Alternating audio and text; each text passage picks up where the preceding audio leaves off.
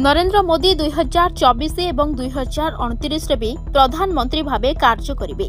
दिल्ली मुख्यमंत्री अरविंद केजरीवाल को मंतव्यर जवाब दे एपरि कहिसंती प्रतिरक्षा मंत्री राजनाथ सिंह।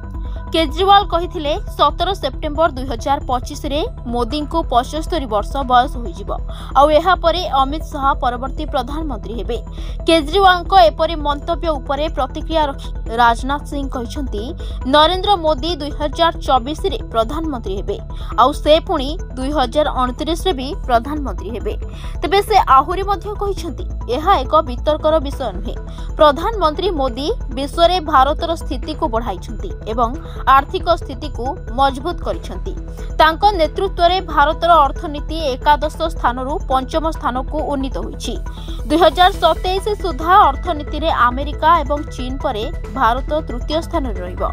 निकटरे केंद्र गृहमंत्री अमित शाह मध्य नरेंद्र मोदी पुणी थरे प्रधानमंत्री हेबे एवं तांकर तृतीय कार्यकाल पूर्ण करिवे बोली कहिथिले। तबे शाह कहिथिले मु अरविंद केजरीवाल एवं इंडिया ब्लॉक को कहबाकू चाहे एथिरे खुशी हेबार कोनोसी आवश्यकता नहीं। एपरि किछि बीजेपी संविधान रे लेखा जाय नहीं जे 75 वर्ष होइगला बोली मोदी आउ प्रधानमंत्री होई परिबेनी। से पुणी थरे प्रधानमंत्री हेबे एवं कार्यकाल संपूर्ण करिवे बोली शाह कहिथिले। तबे अंतरण जामिन रे आसिथिबा दिल्ली मुख्यमंत्री अरविंद केजरीवाल निर्वाचनी प्रचार बेले बीजेपी को टार्गेट करि चलिछंती।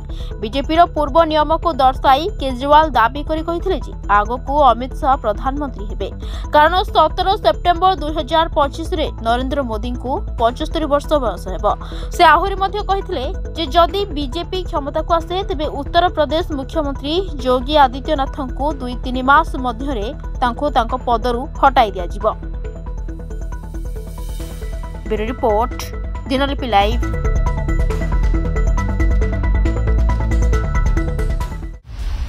दिनलिपि लाइव को एबे ही लाइक शेयर सब्सक्राइब करंतु।